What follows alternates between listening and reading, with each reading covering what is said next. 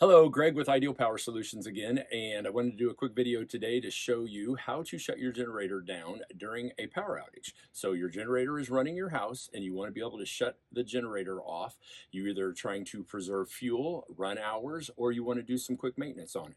So I'm going to go through what the manual says to do, and we'll take a look at that, and then I'll tell you why you may or may not want to do this first step. So the first step the manual says is that you're supposed to shut down the main circuit breaker, which is the mainline circuit breaker, which is for utility power.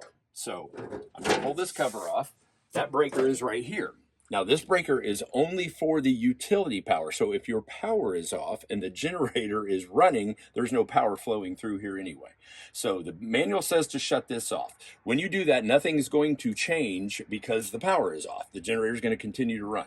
I am not going to shut this one off because the house is under utility right now and I don't want to disrupt anything on the inside, but we are going to simulate over at the generator that is running the house, and we'll show you what to do. But again, I'll leave it up to you if you're going to shut this off or not. If you shut it off and the power is restored while your generator's not running, you're not going to know.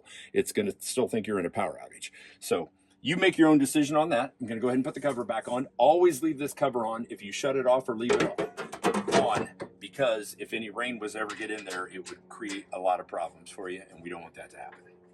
We'll see you at the generator. Okay, we're at your generator, and in a normal outage, this generator would be running, the green light would be on, you would have your key. And the other thing that we should have addressed over at the transfer switch was, before you even got out there, you would have wanted to reduce your load inside. So, you know, if you've got bigger electrical load items running, go ahead and shut those off before you get to this point, and then you'll be ready to go to shut this down. So we're going to unlock both sides. Always leave your generator locked, because you would never want wind to accidentally blow this up. Okay, so in a normal case, this generator would be running, and it would be sitting here making noise, and this light would be flashing. So the first thing we're going to do once we've got to this point is we're going to shut this breaker off. This breaker is going to disconnect the generator from the electrical load on the house. So now the generator is still running, but it is not doing any work. The manual says to let it run for about 1 minute. You don't have to time it exactly, but let it run for about 1 minute in what's called cool down mode, no load. And then you're going to hit the off button.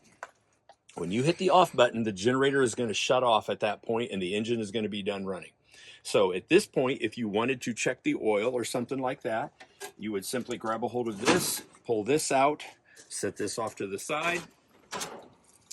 You would then pull the dipstick. Now remember, this is going to be hot. It's going to have been running, and you could check your oil level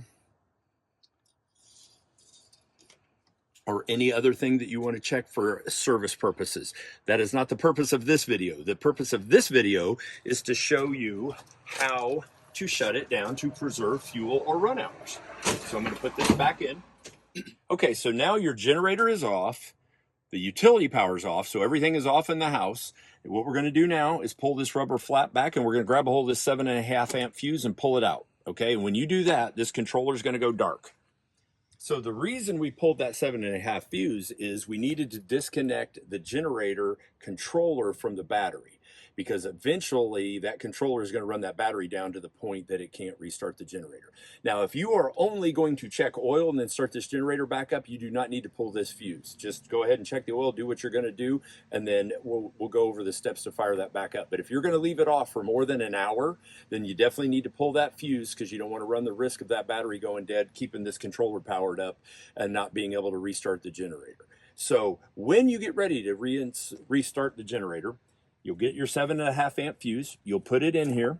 Just line it up. You can't get shocked, so you don't need to be worried about that. You're going to just push it in like that. Seat the rubber flap back on. The generator controller is going to come back alive here, and it's going to ask you a couple questions, and we're going to answer them.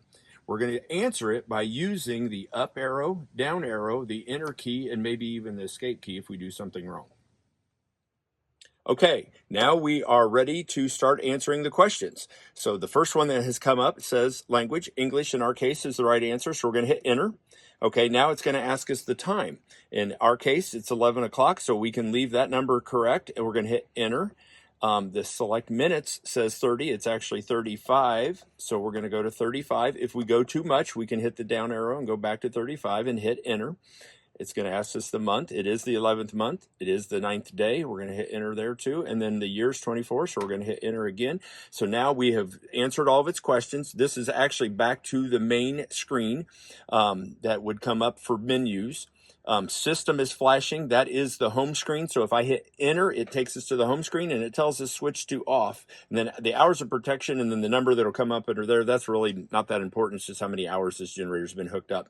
So now we're ready to put this in auto. As soon as I put this in auto, this generator is going to start. We're going to let it get warmed up for a little bit, and then we can turn our circuit breaker on up here after it warms up for a few seconds. So when I go to auto, it's going to go into its delay. Most of the time that delay is 5 seconds. So I'm going to go ahead and hit auto. It's in the utility loss delay. Pause for 5, 4, 3, 2, 1. Generator's going to start. It's warming up.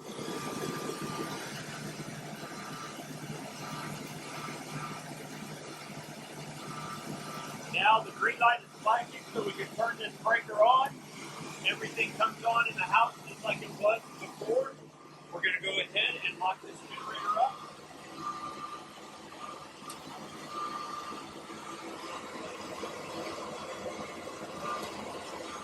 If you turned off that mainline circuit breaker, you'll want to go at this time turn it back on, so if the utility comes on, you'll know it, but in most cases you wouldn't turn that off anyway from this system. I hope this is helpful. If you have any questions, you can check out our website where you can